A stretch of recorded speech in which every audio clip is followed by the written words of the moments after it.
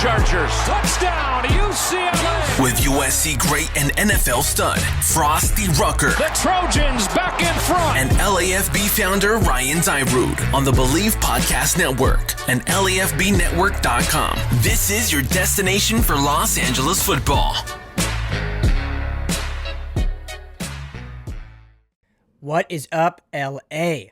Thank you for tuning in to the LA Football Podcast here on the LA Football Network, LAFBnetwork.com, always on the Believe Podcast Network. We are everywhere you listen to podcasts, also on YouTube at LAFB Network, Instagram, Facebook, all the socials at LAFB Network. I'm your host, Ryan Dyrud. Frostee Rucker is away today. He'll be back next week. Don't you fret. But I'm going to be joined by a fantastic guest. Rams fans, you are in for a treat. Jourdan Rodrigue, the beat writer for The Athletic, does phenomenal work. Also co-hosts the 11 Personnel podcast. He's going to be jumping on with me. We have more than an hour-long conversation talking all things Rams. Always good to have her on. She's just so knowledgeable, wealth of knowledge, does a great job at her job. One of the best in the business, in my opinion, especially that I have met and have the privilege of interviewing and chatting to. So a lot of fun. So Rams fans, you are going to enjoy this one. We'll get to it in just a second. As always, the Believe in LA Football Podcast brought to you by BetOnline.Ag. Final Four, guys, is here. UCLA. Slow clap for those watching. How about those Bruins? Shocking win over Michigan. Killed my bracket. Michigan was my champion. It was my one shot of winning because I was the only one that picked Michigan in both of my brackets. The rest of my bracket was destroyed already, but the fact that I had Michigan as the champion, they were still in it, I was holding on to a sliver of hope that I could win. But as a pure fan, I would have much rather had UCLA win and kill my bracket. Bust my bracket, if you will. And they did. So pumped for UCLA. USC, tough loss to Gonzaga, who is the best team in basketball right now. If someone beats them, touche. UCLA's got their hands full. I think they play Gonzaga next. I don't know. I never know until I turn the game on at game time. I haven't paid attention that well. But, hats off UCLA. If you want to get on the action, though, BetOnline.Ag, 50% welcome bonus. Tell them the guys at LAFB Network sent you. You can go there on desktop or mobile. It's both the same. BetOnline.Ag. You can throw money down on this March Madness. What's left of it, 2 games remaining coming up this weekend. NBA's full swing, NHL full swing, baseball opening day is today? I don't know. I don't really pay attention that well to baseball, but I think it's today. If it's not today, it's coming up. So there you go. Baseball to bet on too. Plenty of stuff you got going on. So BetOnline.Ag, thanks for the sponsorship. So how do you like my shirt, Rams fans? I was at this game against the Vikings at the Collie. Robert Woods caught a touchdown pass. YG was in the stands.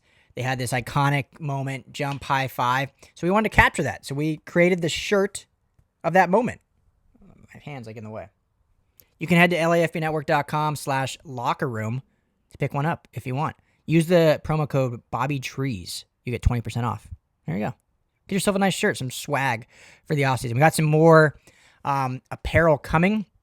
My whole goal with this, me and Frostee's goal with this, is to be like a media lifestyle company. Like, we want LAFB Network to be a part of your daily lives, not just, written and audio content, but, we're going to do meet and greets, apparel. We got some Charger stuff up there. We're working on some USC and UCLA stuff.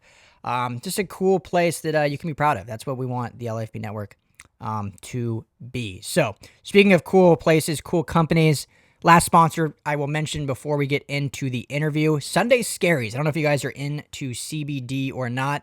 There's a lot of companies out there now, but Sunday Scaries is one of the best. I decided after 2020, I'm sure most of you did, that we're going to dominate 2021. As soon as last year ended, I took a look in the rearview mirror and said, screw off. 2021 is for me. It's all about self-care and love, which means I'm focusing on being happy and feeling relax. Mental clarity is the first step to my better life, which is why I've been taking down Sunday Scary CBD gummy bears like candy. They taste like candy too, delicious. When my mind starts racing, or I need to decompress, or I can't sleep, or I'm just watching Netflix and want to chill, I simply pop 2 gummies in, and in 20 minutes, I'm in max relax mode. There's no risk to buy. The company offers a 100% lifetime money-back guarantee. If their product's not for you, that's okay. You'll get your money back. Sunday Scaries is a stress-relieving business, not the stress-causing business. And to prove it, I've got you 25% off. Visit sundayscaries.com and use my promo code LAFB for your discount. That's promo code LAFB for 25% off at sundayscaries.com. You're going to love it. Join their squad. You can join me today in relaxing. All right. I think that'll do it for the intro. I feel like I always do the intros a little too long, but hey, we'll get to the juice, the good stuff right now. So joining me now on the LA Football Podcast is Jourdan Rodrigue, Rams beat writer for The Athletic. All right, Rams fans, extremely excited to have this great guest back on the podcast. Frostee's not here, so it's just me, but she is one of the best on Rams Twitter, one of the best in the Rams media. She is a beat writer for The Athletic, also hosts the 11 Personnel podcast with former Trojan Rich Hammond. You guys do a great job there. So Jourdan Rodrigue, thanks for taking the time during this busy time and jumping on with me. Appreciate it.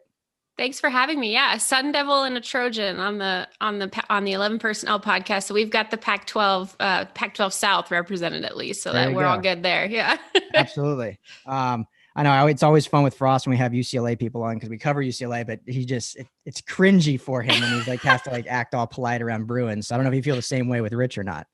Sometimes I'll give him a little bit of crap, but can't really give the Pac-12 any crap right now with everything in March Madness. It's been pretty fun to watch. So but sometimes I'll dig at Rich a little bit. He actually covered live one of the more pivotal memories I have as a former Sun Devil, and that was the Lane Kiffin plane situation, and he was actually there covering it. So I always pick his brain about that and the drama of it all and all of that. So I love it. I think I told you the first time I had you on, but I went to the UCLA Arizona State game at the Rose Bowl when Brock Osweiler was your guys' quarterback. I don't know if that was after you were there or before you were there or during. I was there. I was actually in the Rose Bowl during that game. Yeah, okay. It was really good. There we go. I think the Bruins actually won. So it was a fun experience. It was the tailgating there at the Rose Bowl. I'd never experienced anything like it. First of all, I don't think I've ever seen that much grass in my life as someone who was raised in the desert, but it was so fun and an unforgettable experience. We tried to go back. The one year that ASU won the Pac-12 South, they beat UCLA at the Rose Bowl, and that was under Todd Graham. And that was one of the most fun trips / tailgating experiences I've ever had. So fond memories of that and everything. Yeah, the Rose Bowl, the backdrop there, the history of the stadium, the tailgating on a golf course. It's just very unique. So much grass. I was I've never seen this much grass in my life. What am I supposed to do? Do I roll in it? What do I do? Right? Are the sprinklers going to come on? What's going on here? So I went to Long Beach State and we didn't have football. So that's why we would go to UCLA and USC games just, to get our football fix in. And so I remember first time going there as a freshman in college, and I'm like, I played golf. I'm like, wait, you're going to have me park on the 18th green? This is blasphemy. What are you talking about? And it's kind of cool though, because you're just in the fairway, hucking a football, drinking beers. And so it's a very different experience, but fun. Yeah, it was so fun.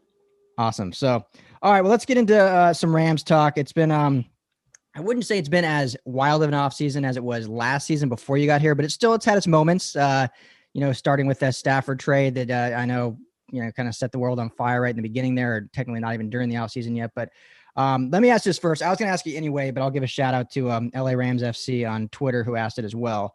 So you've been here now, almost a year, right? You came back in August or so? So interestingly, this would have been the week that I accepted the job.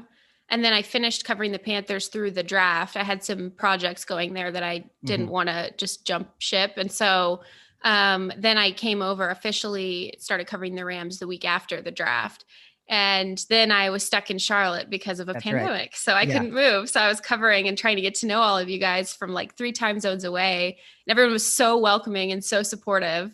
And I was so excited. I moved in late June. So 8 months in California. It's been incredible. Okay. So you kind of answered it, but I was just going to ask you what's your first year like in LA, and then what's been in your impression? I guess you don't have to give specifics because I know they're probably both great organizations, but just what's the differences or the things you've seen from covering the Carolina Panthers and now covering the Rams? Yeah, it's been really interesting. I kind of felt like coming here. So anytime you're embedding yourself as a beat writer into an organization, you learn a lot about philosophy. You learn a lot about like the game theory of how they operate. You learn a lot about trends and cycles, and everyone has patterns. And especially in Carolina, the coaching staff had been there. The structure of the front office had been there for quite some time. So they had established these long patterns of what they do and the cycles and traits. And especially this time of year during draft season, when you start to really key in on traits and like I said, the game theory of the offseason and the philosophy of that. And so that was, I think, the biggest thing that was important to me was having embedded myself there for 4 years and met some great people and just had a wonderful experience covering that organization, and then completely jumping into something totally different. I mean, philosophically, schematically, just from the front office to the marketing side to the way that they scout talent and evaluate talent to the roster, just completely different all around, and also in very different places as well. In terms of, one was starting to go into a rebuild. The Rams, I think, are far away from having to do that, but I'm like, I always joke, I'm wrong a lot, but I don't think that they're going to have to rebuild anytime soon. But it was really, really interesting. It was like trying to jump into a car that's already driving 60 miles an hour. And I'm like running alongside it, like trying to jump into it. So, but I had such a great experience doing that. And Rams fans were so engaging and warm and like welcoming, which I was so nervous. And I was like trying to hide how nervous I was, but everyone's been so great. The organization has treated me really well. And you know, it's one of those things where you just want to dive and start seeking, right? And then not being able to go into locker rooms and really have those behind the scenes conversations has been tough with players and with coaches. But you just want to, like, as a storyteller, you just want to jump in, right? And just start seeking and looking for those great stories. And so I'm really proud of the work that I did this last year, but I think there's so much more to do.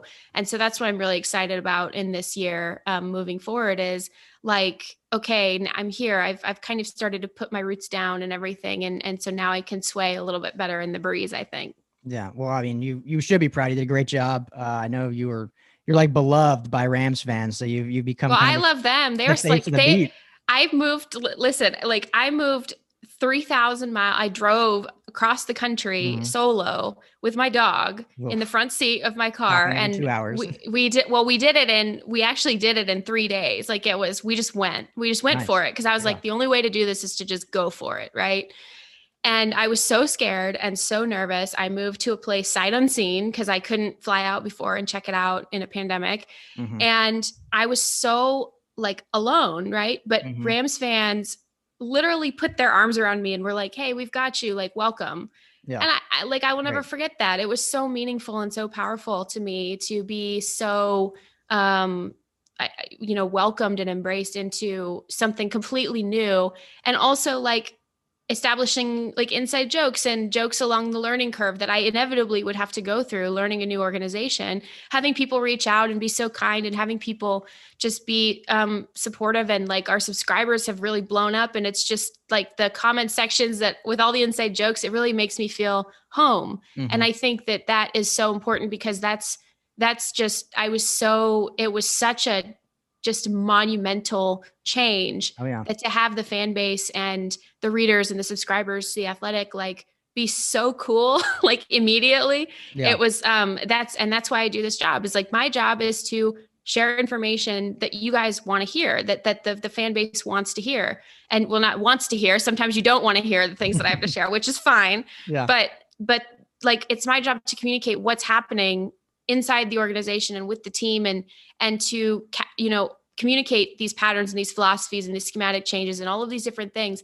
It's my job to do that like nonstop with relentless energy and to push myself to always do it one step better the next day. So that's something that I felt really supported in doing out here by the fan base. That's great. I'm glad to hear it, and you deserve it. And finally a good positive thing of social media, right? I feel like everything surrounding social media is negative these days, and there's a positive. Like, you were able to, you weren't able to physically be with people, but you got your arms wrapped around digitally, I guess. You know what? And, like at the comment section of the Athletic Los Angeles is like every time I jump into the comments to answer questions, people are so damn cool. Like I've never experienced a comment section. I know. I really feel like that. Like when I established my column, The Pile, after game days. Great column, by the way. Thank you. And it's so much fun to do. And I can't wait to get into a locker room because then I can really get granular into like the why of things and have those conversations. But like, I literally crack open a beer or pour a glass of wine after I file and after it publishes, and I stay up almost all night. I really do. I stay up because I can't, my adrenaline's going anyway, so I can't sleep after a game. So after I file, and the wonderful Rich Hammond was my editor last year, and he would always stay up and edit, and I would just crack a beer or I'd pour a glass of wine and I would just respond to comments and read comments because everyone asks great questions, is really genuinely very funny in there. And it just was like one of the highlights of my 2020, which there were very few for many of us. That's good. But like one of the highlights was good. I'm rambling, but it was really fun. Great. What was the beer or wine of choice? That's important. So I really like grapefruit sculpin. The IPA, I think Ballast Point, right? And so I really like craft beer. And actually Sean McVay gave me shit for that earlier this year because this dude's a Michelob Ultra guy, and I'm like, he's come drinking on, rosé on Hard Knocks. I know he's the last guy that can give anyone shit for what they drink. And he's like, oh, I bet you're into craft beer, and I was like that's a bad thing. That's actually, come on, man. Yeah. I wish I wouldn't have known he was a Michelob Ultra guy. I know. And I think there's a sponsorship there. Maybe he had to say it, but yeah, it was, yeah, but that's usually the one, especially during the season. That's like a Sunday or Thursday or Monday night treat for me. Yeah. When things are back open, you'll have to go down to Long Beach where I used to live. There's it's not new anymore, but the newest Ballast Point open down there right in the harbor. Oh, really? Beautiful views, like rooftop. It's awesome place to go hang out right down there in Long Beach. So I am once there. things are open, you have to check it out. We'll do like a subscriber meetup there. That would be awesome. Yeah. Which we're going to do a lot of those on our stuff too throughout the season once we can actually do stuff. So yeah, you guys do a great job. So I'm happy to be on with you. And like, you guys were among the many who were so welcoming to me when I came in and showed up as the newbie on the beat. So I really appreciate that. Of course. Yeah. Well, and I think just before we move on to more like in-depth, I guess, Rams talk, but I think part of that is the welcoming thing. I think there's three things to it. I think one, Rams fan base is a really good fan base. It just doesn't get loved nationally. But now that I've been covering the team for a while, which is stunning to me. They win consistently. Yeah, I know. I was like, no respect. I was like, I could rant about this for a while, and it's like, I'm impartial, right? But I still think it's weird, right? So anyway, continue. Yeah. No, and LA football in general, Chargers too, I think have a really good fan base too, and they get even less credit for what they do. But yeah, so I think that's one. I think the LA fan base, the Rams fan base is actually really good, and it's just growing by the day also, which is great. Two, and most importantly, I think it's just you're great at what you do. I think people saw because they were good fans, they did some research and see what you did beforehand. Like, okay, we're getting a really good one. And three, and this is no disrespect to any of the past writers for the Rams, but I think this city was kind of just starving for better football content, which is part of the reason why I started LA Football Network in general. And I think you've been able to give them that, you and Rich both, the Athletic in general, a really good place that gives, daily content, but not only just content, but interaction. I think what I noticed after moving here in 2008, like I said, going to Long Beach State, and then the Rams moving here in 2015, Chargers in 2016, somewhere in those dates, I always blend them together. But even when they moved here and they started getting coverage, it was like a Lakers or a Dodgers writer would also cover the Rams and Chargers. And then even in that sense, there was really no interaction. They would get their article published in the Times, in the Orange County Register, and then that was it. If you wanted to hit them up on Twitter, no response, blah, blah, blah, blah. So I think the fact that you and some of these newer beat writers are now engaged in the community, talking with fans. That's what we try to do here too, is that's what blows up. It's not just content creation, it's engagement and, you're building a revenue and stuff together. So anyway, I'm rambling now too, but I think that's why people have loved what you've done because of all those three factors.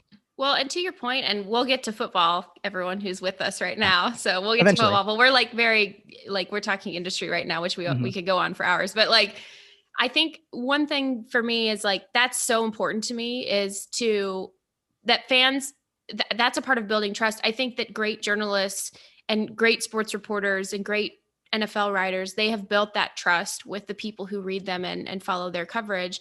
To me, that's the number one thing, is to build that trust. Like we're running that $1 a month subscription deal through, I think for another couple of weeks over at The Athletic. And for me, it's not like you're paying $1 a month to just read The Athletic, right? Which is great, which I'm all about. And you could get every sport and I'll go on the spiel or whatever. But like, to me, it's like, that's the amount, like you're asking me a question and I'm actually calling someone in the organization to ask the question, right? Or I'm trying to talk to people who would know specifically what the answer to this question is. And I'm not always going to get a straight answer, but my job as a journalist is to find the right answer.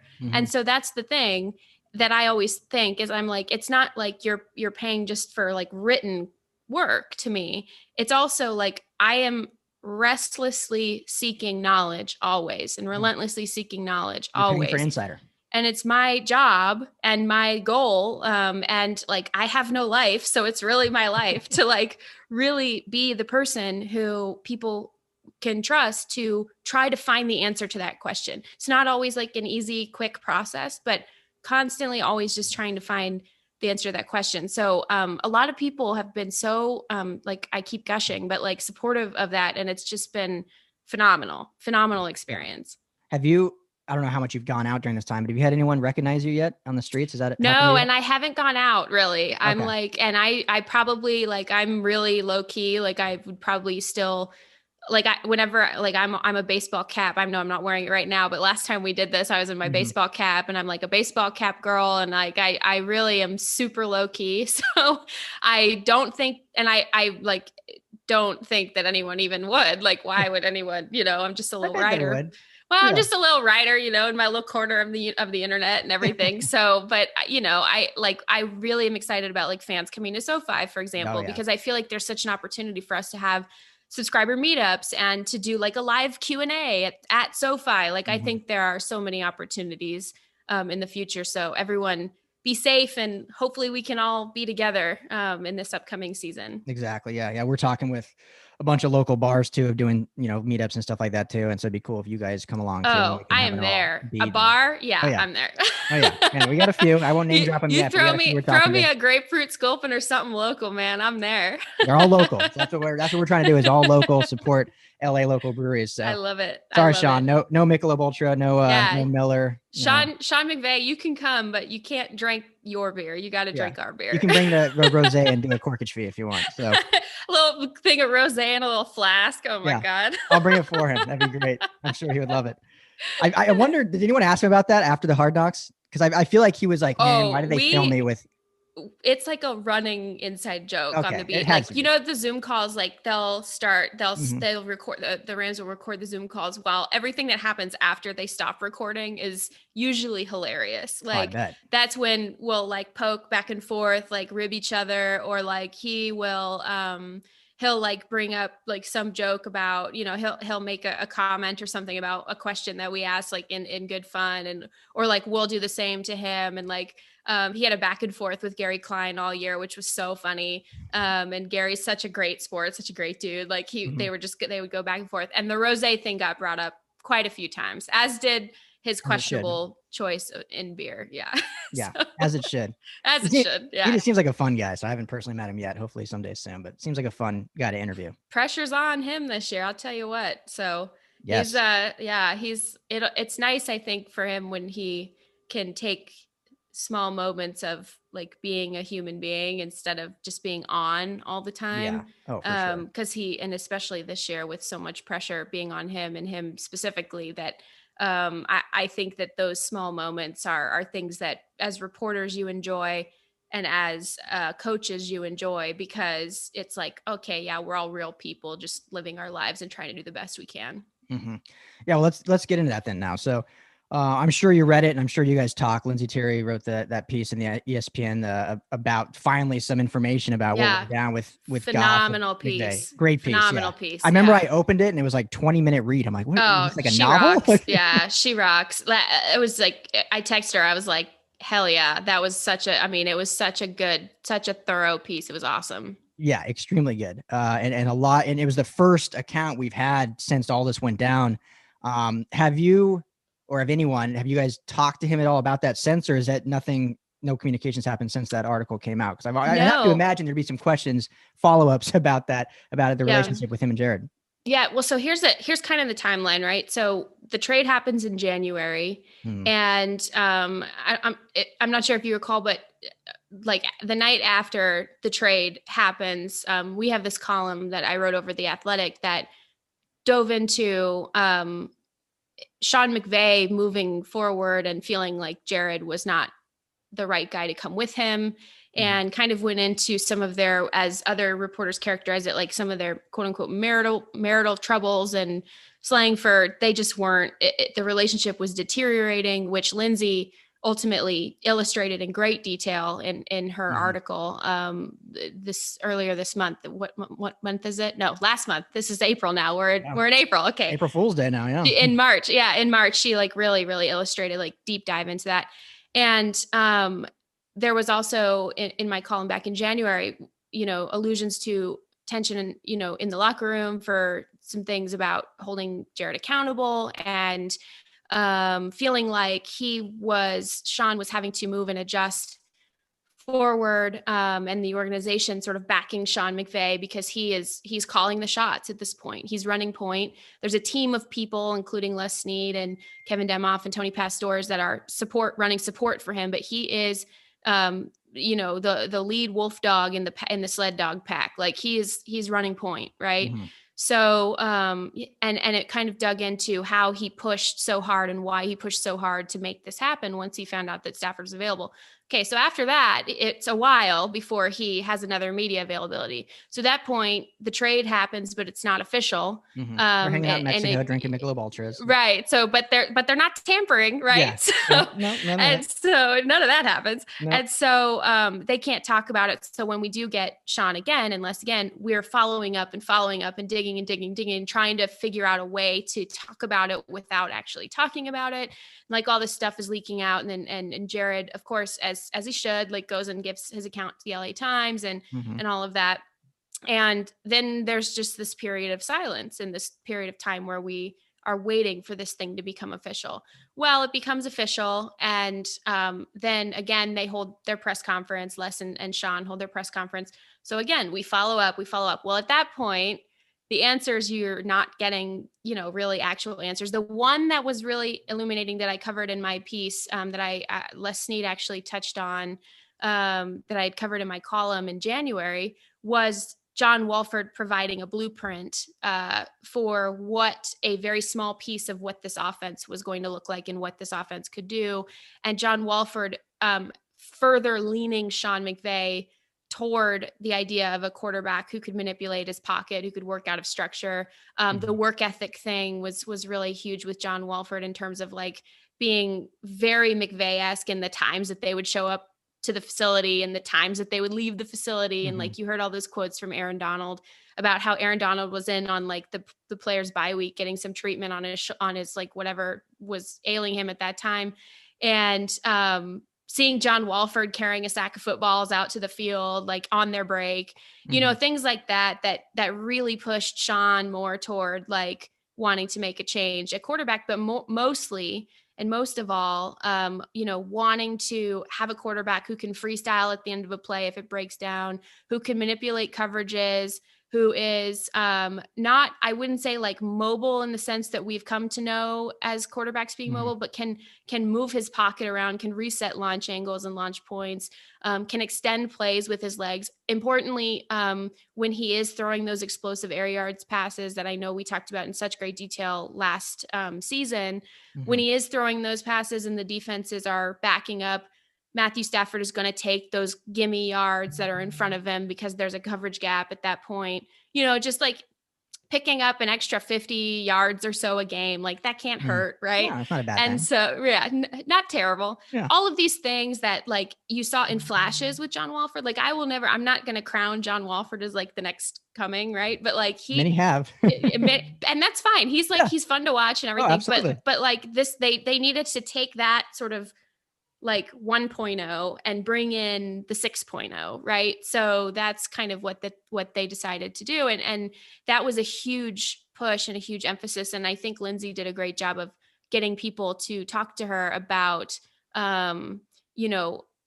the one quote that was like one of the money quotes was like, and I'm paraphrasing, of course, because I don't have it in front of me, but, John Walford was the worst thing that could have happened to Jared Goff, or starting John Walford, playing John Walford. But it's true. And that's what I wrote about in my article in my column back in January, after I was, digging and working on this. The relationship was clearly deteriorating back before even Miami. I think back to at the beginning of the season, and this was a huge tell point for me, even coming in, and I was like, what the hell? Like, did he just say, like, I'm new, guys, I don't know if this is normal or what, but like he said, when Kevin O'Connell was working with Jared Goff, and Kevin O'Connell had come in, Sean, we asked Sean about like what Kevin's presence lent to the team, or some question like that was kind of general. And he responded, I don't even have to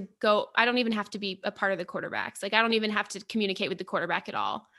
But I was like, so is that a good thing to you? Like, I was kind of like, and I'm new. So I'm like, I don't know how to interpret this. As the season goes on, that comment keeps coming back to me when when Jared had the game against Miami, and Sean was extremely angry, then against San Francisco, and he was extremely angry after both of those games.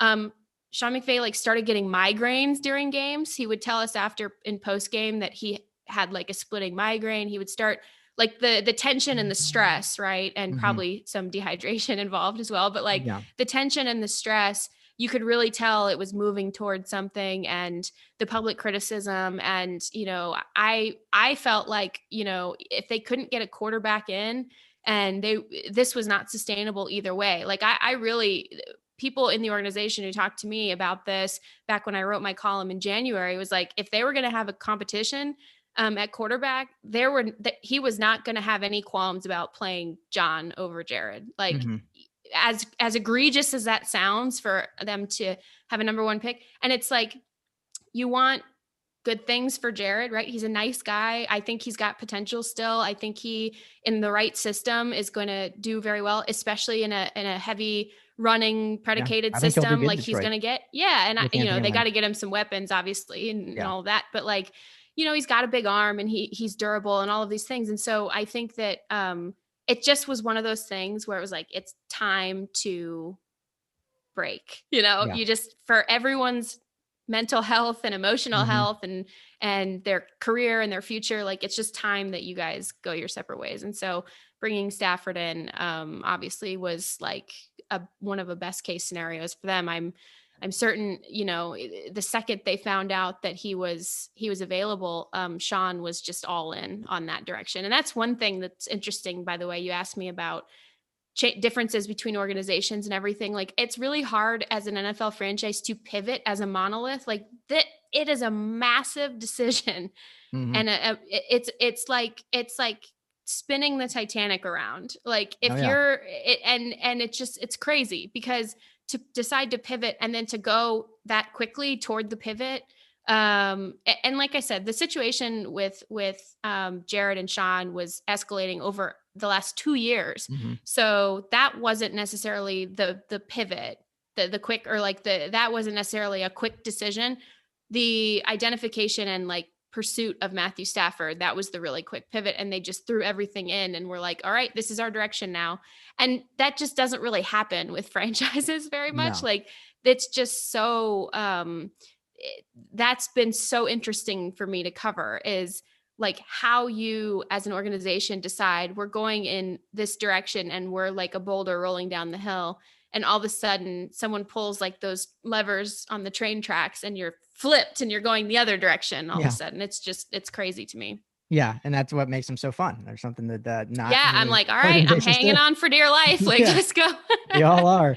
And I'm sure this is just my opinion. I don't have any source on this, but I'm sure Brad Holmes being the new GM in Detroit kind of helped the situation, at least the communication, I would assume, him being the guy that drafted Goff, him being in the rooms with Les Snead and Sean McVay. So, but he was able to get an extra first round pick out of it. So good for him, I guess. Yeah. Brad Holmes is like sitting, like he is set up, like he is setting himself up for success there. And I think he is the moves that he's made so far have been really awesome to see, because he's making high profitability or high return investments that are not necessarily a huge risk. I don't think that Jared Goff is a huge risk at quarterback. He's a former first round pick. It's not like you're bringing in a guy with an injury history. It's not like you're bringing in a guy who doesn't have the wins and the good performances under his belt. He's a known quantity, so you know how far probably he can take you, and then at that point it will be time for them to move on. But I think that it's especially to get those picks, it was such a high return investment with such a low risk for Brad. And of course, I mean, he's one of the people who helped scout Jared and was a part of all of the success that they had early, and then saw firsthand as things deteriorated and why they did. And to him probably felt like, hey, we're not going to have that same sort of situation in our building. We're running a completely different system, and we're going to put these pieces around him. And especially I think the strong running game was, you're seeing, hiring Anthony Lynn and seeing the things that will really predicate having a run first system that I think will help Jared. And Brad Holmes knows that. And Brad Holmes was like, all right, I'm getting pick after pick after pick and bringing this guy in, and all I have to absorb is his salary. Fine, I'll do it. Yeah. So it'll be interesting to watch them. Yeah. And there won't be a lot of pressure either, because if he doesn't perform in a year or two, they can move on, because the contract will be down in there, and then they can. The contract is super easy to get out of. Not super easy. No quarterback contract is like super easy to get out of. But actually, after 2 years, like the cost of getting rid of him is not bad at all. So, and that's about as long as it'll take to know whether he's working for them or not. So exactly. So yeah, good move for them. I think good move for the Rams getting Stafford here. It'll be fun to watch this new marriage. We'll call it the dating period for now. Not a marriage yet. Not an old contract. They're just kind of feeling each other out. But I think it's and this is, I hate saying this about players, because I meet a lot of them now, so I don't want to sound disrespectful, but I think it is an upgrade at the position, at least with what Sean McVay wants to do. You mentioned the mobility, which, like you said, a lot of people confuse mobility with running quarterback, which is not Matthew Stafford, but he is very mobile, can move the pocket, can manipulate the pocket. I threw a stat out a while ago in 2019. So or what is that, 2 seasons ago now, Jared Goff had like the second or third most rollouts out of any quarterback. Like the ones above him were like Lamar Jackson and Deshaun Watson. So that's what McVay wants to do. That wasn't necessarily what Jared Goff was. I think Matthew Stafford will be better at that. So either way, it's a win-win, I think, for both these organizations. But yeah, as you mentioned in the very beginning of the show, a lot of pressure now on Sean. I mean, is he on a little bit of a hot seat, or no, not to that point yet?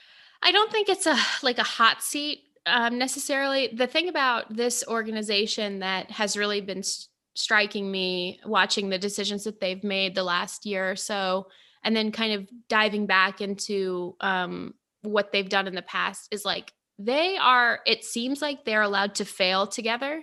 And what I mean by that is, like, if they have an answer to why they're failing at something, they seem to be allowed to like eat the mistake as a group. Like the staff continuity for some of the things that you've seen with contracts or with, the Gurley situation, the Cook situation, even before that, the Jake Long stuff and all, even before that, some of the things that could be qualified, I think, by other organizational terms as mistakes, and I'll still qualify, giving the contract to Jared early, like mistakes such as that. Yeah.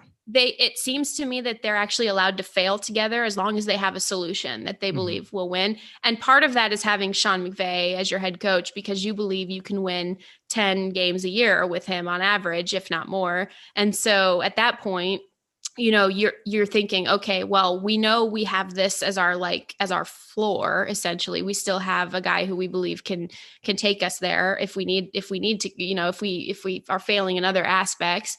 But things that maybe would have gotten, like, broken up the continuity of other staffs, maybe would have gotten some people fired in other cases, like the Gurley situation and how that was handled, or the Goff contract, and then now coming to Stan Kroenke and saying, hey, we, first of all, are going to move on from this guy, and how do you even explain that like to this guy?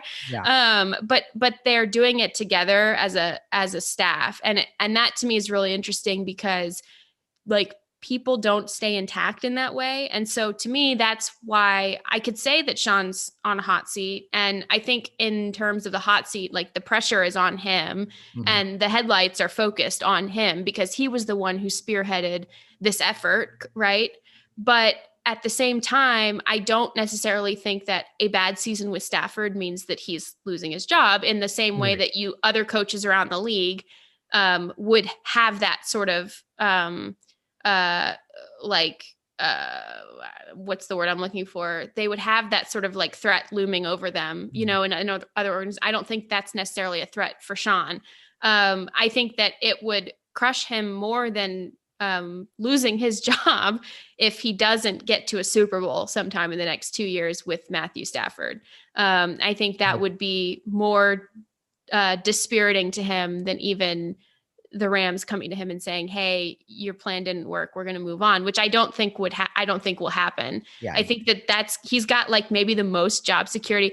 I don't even think Gruden has as much job security as Sean McVay has. So, right. So because they all work together and they fail and they pivot together, which is something that is a little bit unique, I think. But yeah, so, but he's the one who was all in on this and, you know, is calling Les and calling them off and saying, we need to do this. I want this guy. We need to do this. And then they're all three of them approaching Stan. But remember, Sean McVay is the one who makes the phone call to Stan Kroenke. So is placing all of that onto himself and saying, I'm betting on this, and also understanding that it's on me to make this work. So yeah. I would love to be pressure's on. meetings. I hope he's found a good migraine medication because I would have headaches like this. This is a lot. Yeah. A stronger beer, more calories. Stronger beer, more calories. Yes. That'll That's help. a good point. Yeah. Yeah. Fast. I would love to be in those pitch rooms with him and Stan, but I know. I'm like, if there's one thing that I need to achieve before I leave this career, it's finding a transcript of that phone call. Like finding out. Fantastic. So Yeah. well, that's a good segue into. I'll ask this question from Ramzilla on Twitter. The Rams are a team that has been perennially poached coaching staffs over the last couple seasons. He asked, how do you replace 7 coaches and maintain that continuity you talked about, culture, standard? Is it just because the guy at the top is still the same, Sean McVay, but how do they maintain that culture with all these changes every year? Yeah, it's such a good question. Like, it's so hard to answer that. I've seen him ask the question before, and I love the question. It's so hard to answer it like in a tweet, right? Or it's so hard to answer it even in a blurb, 5-minute blurb that we'll do here, because it's an ever evolving and ever ongoing process. And it's one of those things where he's had to do it a few years in a row now at this point. And we're talking like a ton of changes. There's been like 20 plus in the last 3 years for him in terms of assistants and coordinators and things like that. And so I think that some of it probably is formulaic. Like this is how we run our meetings. This is how we do our meet and greets. Like, this is how we start to set up and organize. At the same time, it's such a personal thing for every coach that he's bringing on board and into the fold of the we, not me, and the culture and everything. It's got to be a different approach. You can't treat everybody like they're the same person, and you can't treat everybody like they're working for you. You have to be collaborative with them. And I covered Brandon Staley in like such detail because I felt like the first day that I went out and I saw his defense installing on the practice field, it blew my freaking mind because I'd never seen anything like that before. Yeah. And I've watched a lot of football, guys, but like I've never seen anything like what they were doing before. And Chargers fans, if you're listening to this, like, you should be very excited. But like, I was like, okay, well, obviously that guy's going to be a head coach. Like, we go into the year thinking, oh, it's going to be Kevin O'Connell, who is poached because he's the offensive guy and everything. Well, day one of training camp, and you're out on the field and you're watching how Brandon Staley coaches, and you're like, oh, okay, yeah, this guy's not going to be here for very long. Yeah. And it's just a gut feeling. Like, it's just a kind of a gut feeling. I felt the same thing when I was covering Sean McDermott in Carolina. Like, you just certain know. guys you just know. You just know. And I don't know what it is about my career that it's always been defensive coaches who have gotten head coaching jobs. Maybe I'm the curse of the league right now. But anyway, Yeah. so And the quarterback leaving, Cam leaves from Carolina when you leave. Now Jared Goff. Maybe there's a trend. yeah, I mean, he was before, so I followed him. So Cam is a trendsetter in every sense of the word. So Yes, I definitely followed him. Yeah. But the defensive coaches, like and you think, okay, well, he's a defensive coach, he's going to get the job. Well, the way that they had their relationship was it was like functionally challenging each other, right? Like the first week of training camp, Brandon Staley's defense went out and like kicked the absolute crap out of the offense. At that point, I probably should have worried about the offense, but I was like, oh my God, this defense is going to be great. Like that was where my mind went, instead of being like, oh, maybe there's some issues here. And as a journalist, you learn from those moments, but at the same time, you're like, okay, so that's like functionally, like they're challenging each other, right?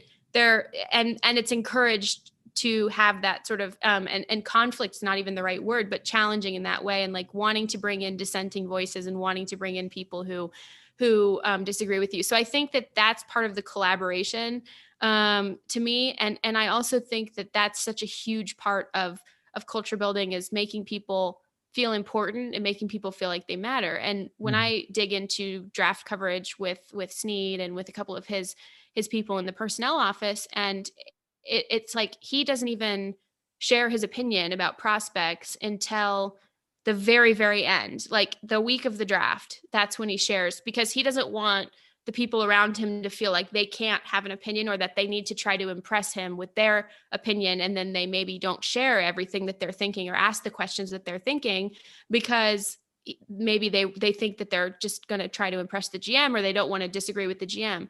Well, it's the same thing with McVay. It's like, it's a very competitive environment. It's extremely, I would say collaborative, but in the way that like wrestling practice is collaborative, like you're wrestling each other to get better against your opponent, like if that makes sense. Absolutely. So it seems to me like an interesting dynamic, but it's probably one that if you're a coach that wants a career trajectory upward, like you probably want to try to get in on that system. And it's going to be stressful. No doubt it will be stressful, because you have to keep up with Sean McVay, who's insane, but but at the end of it, you might get a really good job. Now, the other thing is I do think that one thing he needs to focus on and do more of is internal growth and internal development. That was really important when he retained Coach Evero and Jonathan Cooley on the defensive back side of things, and losing Aubrey Pleasant was such a huge hit.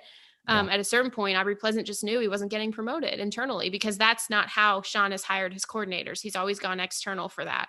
But guys who are super bright, super talented, and have such promising futures and can communicate the language of your system, you need to keep those guys around as much as you can, as much as you can. And Thomas Brown on the offensive side, like you need to find ways to put those guys in positions to be successful. And I think you don't lose as many coaches if you make it clear that you're going to be giving them growth opportunities and more responsibility, bigger titles, bigger checks. Like if you're emphasizing that part of it, I think you lose less coaches year over year. At the same time, you run out of places to promote people, right? So then you see guys leave for those non-lateral moves. Yeah, I actually really like the Raheem Morris hire. I think he's a great coach. Me too.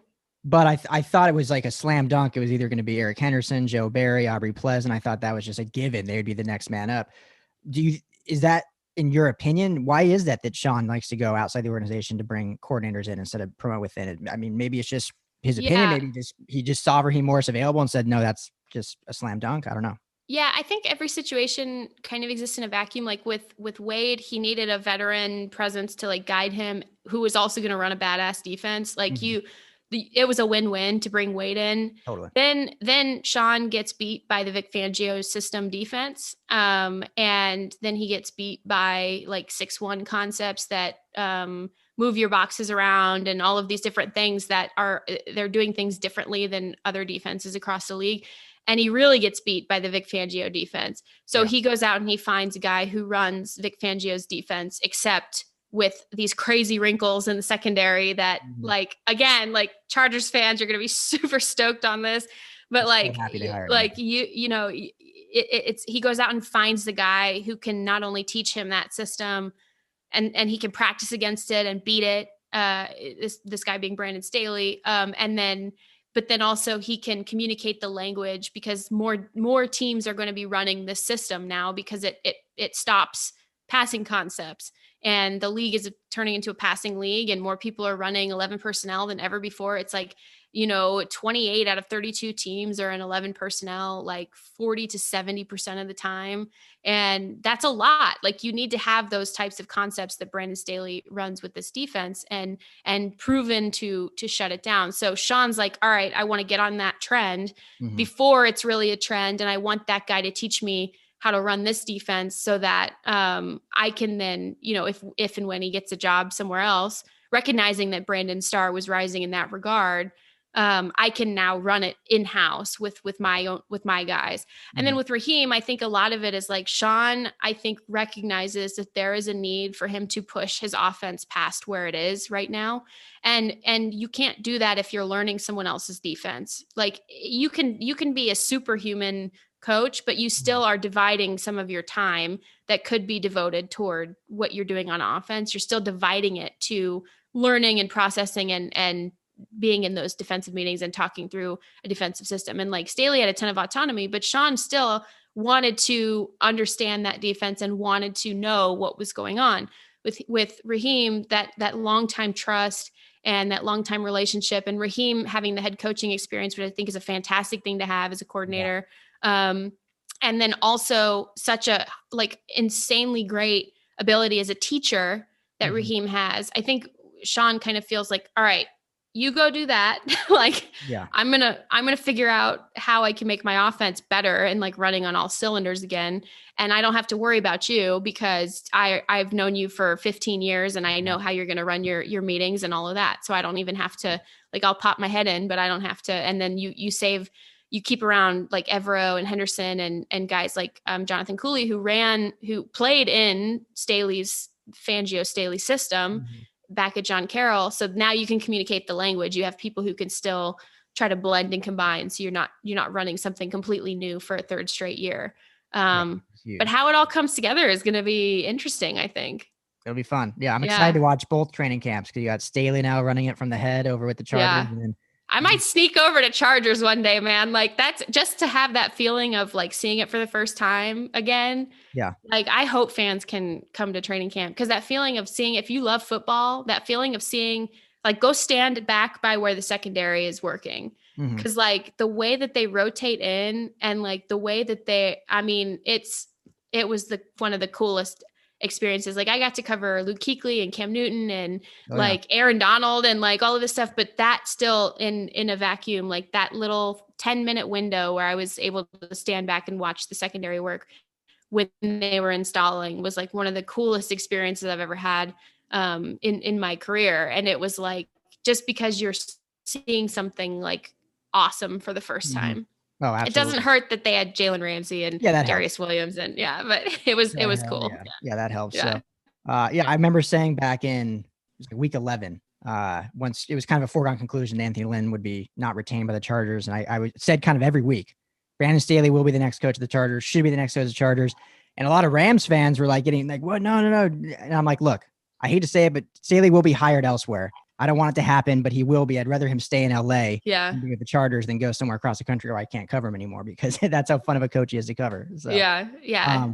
All right, Jourdan, let's wrap up with this because I could talk to you forever. You're always a wealth of knowledge. So fun to talk to you. So I know I've kept you probably longer than I said originally. So let's just end with this. You can do it really quick. So we'll do a quick last question. I had like 4 people ask this on Twitter, so I won't say them all. Okay, cool. The center position. Obviously, that's the big news. Austin Blythe signs for pennies with the Chiefs. I think you reported yesterday that the Rams offer was probably near there and he just thought, you know what, I don't want to sign a Band-Aid deal. I'll go to another team and start fresh. Does that tell you that the Rams just feel good about who they have, whether it's sliding Corbett ever, whether it's Brian Allen, who they drafted just 2 years ago to start, or do you think they're really gung-ho on this draft class and kind of finding their starter in April? Yeah, it's a great question. I appreciate everyone who asked that question. So here's sort of you have to we got to hold a lot of things together in our brains at once, which in football, sometimes we see things in either or statements when this is a lot of things at once, right? So the Rams offer to Austin Blythe was similarly low. Like it was, I know for a fact that it was similarly low. And, it maybe a couple 100,000, a few 100,000 in difference between those deals. But obviously Blythe is near the minimum in Kansas City. So you can kind of make your own inferences about where the Rams were at that point. So, it was, that offer, and then making it very clear that there's depth there on the roster, and Austin Blythe and his agent knowing that if he signs this 1-year deal with the Rams, he is absolutely a bridge center. Like, they are broadcasting it to the universe that they're going to draft a center. Like, don't know at which pick point you can have in this draft, you could get a great center in the second round or the third round, in my opinion. But they're making it pretty clear that they're going to either run with one of the guys that they have or draft a center. So Austin Blythe knows, not only am I getting this lower offer, I also know that it's not going to turn into a long-term deal. Whereas in Kansas City, even though it looks like a bridge offer, it still could turn into a longer term deal based on, where they pick, what their needs are, and all of those things. So I think was a sense of, you have a better chance of sticking. And you also know that they're perennial winners and all of that. So you have a better chance of sticking in Kansas City for a longer term, more security deal. The other thing that is true at the same time is, like, center was still, even though they couldn't offer, first of all, they don't have a lot of money. I keep seeing the wrong numbers floating around. Right? They do not have money. Okay. No, not at all. Like, please know. Like, and if you guys have questions, I am always online. So please ask me. Like, they do not have money. Yeah, people right? keep up. They have like 30 million. No, like, where you guys are talking about. No, that's, first of all, it's more like 6 or 7. Yeah. And they still have to factor in Darius signing his tender. Mm-hmm. And they still have to backload some of what they have in savings so that they can sign other people next year. So you're always thinking at least in 2 to 3 year span. So they are strapped. They don't have any money. So they couldn't offer him a deal. That center wasn't a priority for them. So they feel good about their depth. Well, center is still a priority position for them.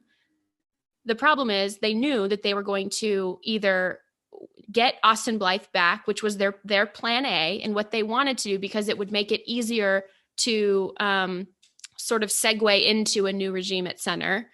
Because he was going to be on that bridge deal. So that's their plan A. And it makes it easier for you to draft a center because no teams are trying to screw you over and draft, pick ahead of you or anything like that. And you're not broadcasting your hand.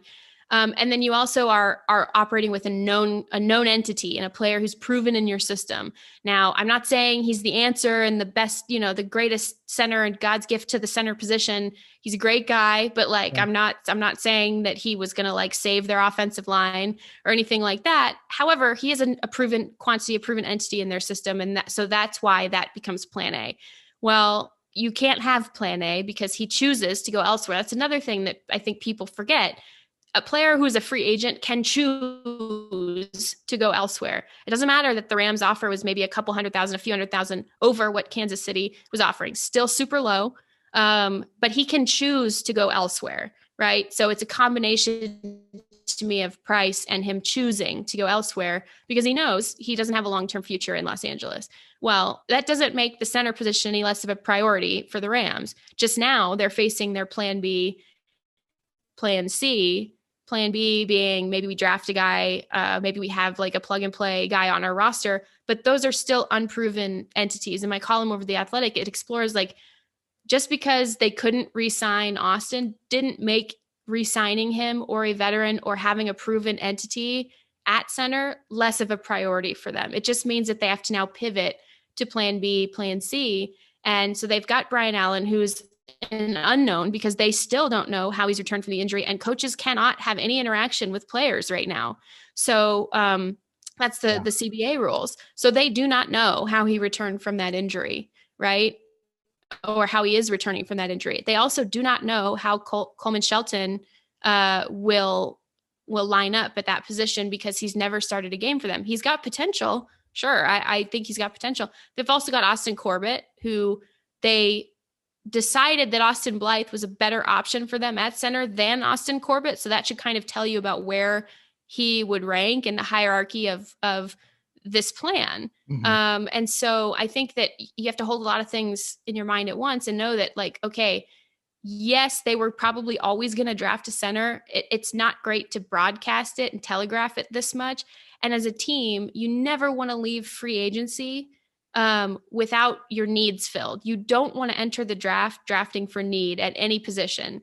And at this point, whether or not that they stay at 57, whether they take a center at that pick point or not, they still need to get one. And so that's something where then you have to maneuver and manipulate in ways that are a little bit more risky. And so minimizing risk was plan A.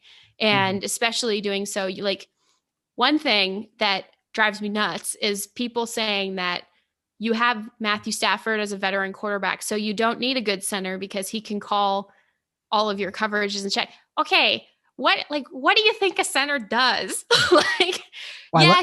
He's got to call the coverages, and he's got to call the checks, and he's got to align the offensive line. That's huge, right? He's an extension. It's like I told Rich this the other day. It's like in the cartoon Looney Tunes when Wile E. Coyote puts on the set of binoculars to go look at Roadrunner, and then they extend 30 feet in front of him. That's the center. He's the binoculars that extend in front of the quarterback. Like, they're very, very much one entity. But he also has to do so much in terms of blocking and protecting. And when you got a guy who can move his pocket like Stafford, you've got to be mobile and you've got to move around and help the pocket move with the quarterback. And you have to have that wordless communication just down. And, oh, by the way, got to snap him the ball too cleanly every single time. Kind of important. So we saw some of that happen in playoffs where it didn't work for other teams. So right. And for me, it's just okay, let's not minimize the importance of this position. Let's not tell Matthew Stafford, hey, we brought you to LA and we're going all in with you to try to win a Super Bowl. By the way, we're not giving you a center. Let's not minimize the importance of this position. But at the same time, it doesn't mean that they don't have a solution. It's just that those solutions are all unproven, and therein lies sort of the danger of this situation. Yeah. Well, that's what I love about Frostee's insight too, is he always, this whole free agency, he'd said, he's like, yeah, the center. Yeah. He always jokes while as a defensive lineman, the guy you want to go up against the most is the center, because they're usually the poorest blockers. They are the most important player on that offensive line because they anchor the offensive line. The tackles get paid more, but the center is important. And the Rams, at this point, we didn't have answers. So I guess now we have a little bit more of an answer, just knowing that they're, moving on from Blythe. So it'll be interesting. Is there one guy in the draft you love? I don't know if you've gotten into draft stuff yet because it's free agency. Oh yeah. I'm actually I'm glad you asked, because I always ultimately have a list of my guys who I like in the draft. Like everyone else, I love this Quinn Miners kid. I think how could you, I was texting with someone with the Rams the other day about this. You maybe, if you get this guy, you maybe get the one center or offensive lineman besides Andrew Whitworth who you can literally market.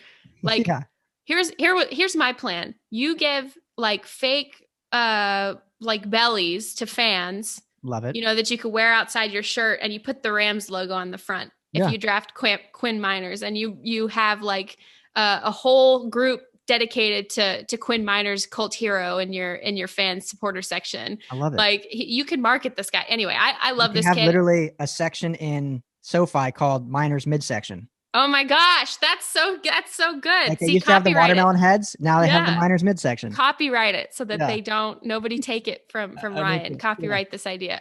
But yeah, I think that I love this kid. But I think you could also, there's a couple guys. There's a guy from Stanford who obviously we have to connect Kevin Carberry to. Michael Mennett, who I covered at Penn State. I actually really liked his development track, and I think you can get him in the third round.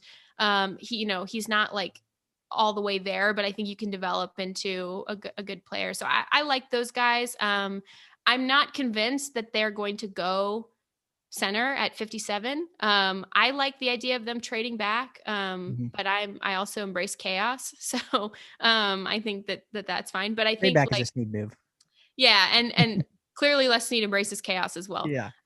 So I think that you can maybe wait a little bit to get a really good one. That's the beauty of this class is most of the positions that the Rams need are where there's a wealth of talent other than edge rusher in this class. So I think that that's going to be good. But I'm starting to get into film now, and I'm actually watching some Shelton film over the next couple of days because I know that some people are excited about him, and I'd like to see, do I see growth potential here? Is this someone who they're keeping under the radar and all of that? I think Brian Allen, it's a little harder to project him because the injury. So I have to see him in person. I've got to go out to spring practice. I hope we get to be present for that. And I actually have to see it. So just like I was counting Jared Goff's throws with the thumb injury last season, I will be counting center snaps. There you go. So you guys can The bet on it. The joys of the job. It's draft season. I'm finally getting into film too. It's been crazy. One of my writers, his name's Ryan also, he was like, Jourdan must have read my article because she mocked Chaz Surratt to the Rams too. And that's who I had from North Carolina. So I love that guy. Hey, just so you guys know, I did used to live in Charlotte. A lot of UNC fans out there. I heard about Chaz Surratt like nonstop. And so I think that if they can somehow get him at a reasonable round, I think he would be such a great fit for this team. And I know you know this, but a fun fact about Chaz is he's like sunshine. Remember the Titans? Like he literally was recruited as a quarterback, played quarterback his first year, and in the room was too like he got beat out, so he transferred to linebacker. I mean that how did that happen? Not from like quarterback to like corner or like a wide receiver like Julian Edelman. No, a linebacker. I know. And I put this in my mock draft, which now is obsolete because they didn't re-sign Austin, but whatever. Well, I'm sure there will be more content in the universe at some point. Yeah, I think so. And who else would you want calling your defense? I mean, the Rams, the way that they play, your linebackers in the middle are more treated like off-ball linebackers than they are middle linebackers. So you're probably not going to have them calling your defense. Like Jordan Fuller is probably going to call their defense next year. And that's going to be so fun to watch because he's outstanding. But at the same time, your middle linebacker in terms of reading and diagnosing and sort of running that front seven, who else would you want but a former quarterback? Like, how to get into the quarterback's head if you're a former quarterback. Brandon like, Staley all the worst fears, like all of that stuff. So, I think that would be really, he would be a really fun ad. I had them taking, I think it was 5th round and I think it was 5th round, maybe 4th round, 4th, maybe. I had them trading down, and one of the picks that they had trading down, I picked up Chaz. And then in the 7th round, because I think you've got to like rectify the fact that you didn't keep Clay Johnston. So I think you have to, your plan was to start stocking up those extra bodies, right? Those extra guys at the position. And he obviously went to Carolina. So, I think that you have to like now make up for that. And I always am trying to get people to latch on to Christian Roseboom because I think he's going to be really good. So absolutely. Yeah. He's another one. And every year it's like the Rams can add linebacker depth and then they don't. So maybe this will be the year. Yeah. Maybe they do that. We'll see. Yeah, maybe. I don't know. I mean, they don't, they're like the lowest quote unquote, it sounds mean, but it's just how the language is like, they're the lowest priority position on their defense essentially because the way that they scheme and the way that they don't pay them. So it's like a running even back, safety. Yeah. And they like safety doesn't get paid either there, but they even use the safeties more and with more variety than they use their linebackers. So I'm not certain that they're going to really address it heavily. I do think if you get a chance to draft Chaz Surratt, like you probably have to do it, like that to me, he falls in like BPA in his range. So, totally. So it'll be interesting to watch. Yeah. And I wouldn't be shocked at all if they take a safety or one that can play in the box, just a very versatile safety as well. Cause like you mentioned, what they do and moving guys around and stuff. So, and nothing shocks me anymore with Snead, McVay, and the Rams. So who knows? That's how I'm going into the draft. That's good advice. Like, cause with the Panthers, they always had, for while I was there, usually they had a top 10 pick and, it was like, you could really project them because they kept all of their veterans for such a long time. Their holes for rookies were very few and far between. So like at one year, you're like, oh, I ended up being the person who scooped the Christian McCaffrey draft pick because it was like, you know, early on, they're probably taking Christian McCaffrey. And then you start to work the relationships with the different camps and everything. And it was like, of course they're drafting Christian McCaffrey. In hindsight, it's kind of funny that they had such a debate over it, but like, you know, of course they're doing it. And it's easier to project those kinds of picks. When you get into where the Rams are picking, you're like, I don't know. I just know what they need. So I don't know. Yeah. Like, we'll do our best, but it'll be a surprise to all of us day of, I think, you know. Yeah. Pure guessing always with the Rams. So, well, Jourdan Rodrigue, I could probably talk to you all day. So thank you. I know I've taken up a full hour of your time or more. Oh, so I didn't even notice that. Man, we talked for a whole hour. That's Yeah. awesome. And Yeah, good for us. More we didn't even get to. So good stuff. I love the work you do. We talked in the beginning. So keep that up. Hopefully we get to keep you here in LA for a long, long time. And you can get out hopefully soon and experience it and enjoy what we have to offer. And sorry for the late distraction there. My wife had to go to work. So the daughter is that Mia? Yeah. Mia's running chaos next to me. So I just keep So passing great. her things to try to appease her, but she's loud. It's her Sorry for time the now. distraction. It's her time now. Yeah. But Yeah. thanks for having me. I really appreciate being on. An hour flew by. I really appreciate you having me on. And just so everybody who's still with us knows, again, our $1 per month subscription deal is still going at The Athletic. You could subscribe through my work, which I would love if you did that. Makes me look good. But if you any page at The Athletic, you could subscribe through, get $1 per month. We're going to be running deals all through the off season as well, but they don't really get any better than this one. So this is the one I would suggest. And as always, look for myself and Rich Hammond at the 11 Personnel Podcast. We're recording our 100th episode next week. So very, very excited about that. Would you guys do what, one a week or multiple a week? We used to do one a week in the regular season. Off season, we do, depending on how busy everything is, one every other week. But this was podcast I inherited. So they were already at like episode 40 or so when I inherited it. And then we just hit the ground running with it this last season and have had such a blast with it. There's like our people who are regular listeners like know all of our inside jokes, and it's just such a delight. So we really appreciate everybody who tunes in, and thanks for your great work, and thanks for everything that you do as well for the Los Angeles football community. Yeah, we'll appreciate that. So check out Jourdan at The Athletic. Like you said, $1 special, can't get better than that. And then the 11 Personnel Podcast, anywhere you find podcasts. So Jourdan, thank you so much. Stay healthy, stay safe. I'm sure we'll have you on again soon when you have the time, and looking forward to talking to you throughout the offseason. So thank you very, very much. Thanks, Ryan. Huge thank you as always to Jourdan. As you guys can see, she's just a wealth of knowledge, so good at her job, works for you guys. I feel like nowadays there's such a stain on media personnel, and deservedly so for a lot of them. Our media, particularly national political media, I don't want to say every media, has kind of cast this stain over the entire journalism scope, if you will. I think sports journalists are in a category of their own. It's just different. You know, we're not necessarily pushing narratives. You're just reporting on what the team's doing.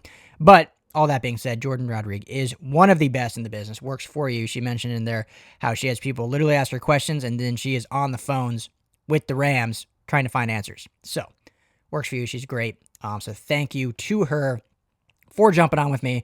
I know it's not as fun when Frostee's not here. Probably not as fun for you guys listening either, but, you know, the show must go on. But he will be back next week, as I mentioned. Before logging off, give a brief shout-out to eBay is the #1 seller for sneakers. Whether rare dead stock or the latest release, find the exact shoe you're looking for. It's the original sneaker marketplace. eBay is the place to go to cop the pair you've been eyeing. And with eBay's authenticity guarantee, your sneakers are meticulously inspected by independent, professional authenticators. Also, if you're a seller, you're protected with a verified return process. And if you sell any shoe over $100, there is no more selling fees, making it free to sell or flip your collection. So go to ebay.com/sneakers today. That's ebay.com/sneakers. The world's best destination for discovering great value and unique selection. Shout out eBay. All right, guys, thank you all so much for tuning in. It's always a pleasure. We're growing this thing. We keep building this brick by brick. the LA Football Network, the LA Football Podcast. Brick by brick, we build this. I'm going to start doing more live shows. We'll see how that goes, see if you guys like that. We'll have different guests on. Stephen Haglin, who writes for the LAFB Network, good buddy of mine now, also does the Guilty as Charged podcast. We're going to try to do one every Saturday together, so you can get a little Charged perspective, a little Rams perspective from my side, and then we'll sprinkle in, obviously, Trojans and Bruins, and that'll just be another entity of the LA Football Network, just live. I want to try doing more live stuff, as that's kind of I don't want to call it a trend, but it's people are doing it right now, and rightfully so. People are enjoying just more content. Obviously, LA Football Podcast, Frostee, Rucker, and I, 2 days a week. We got a lot of still good stuff planned for this draft. We have hopefully, barring openings, some live in-person stuff planned that we will announce as soon as it's official, as soon as we can. Southern Cal, I believe, is in the orange tier now, so stuff can open indoor. Stuff's been open indoor, but now we can have higher capacities. So things are trending the right way, guys. This is our year, and we appreciate you for being a part of it. You're the reason why we are growing, because obviously you listen. So Frostee and I, thank you from the bottom of our hearts. Make sure to subscribe. Helps us out too. Anywhere you listen, Apple, Spotify, TuneIn, Stitcher, Google Play, anywhere you listen, we are. Just search Believe in LA Football or LA Football Podcast. Either way, we will pop up. If you enjoy watching, please subscribe to our YouTube channel at LAFB Network. We're adding other film videos there as well. Got more stuff going up there every single day. So excited there. And obviously the website, LAFBnetwork.com. All this is found there, plus all of our written content as well for all 4 of your favorite Los Angeles football teams. All you guys stay healthy, stay safe. Have a fantastic weekend. Hope to see you all soon in person. Like I said, big stuff planned. I'll keep you posted on that. But have a great weekend. Talk to you guys all next week.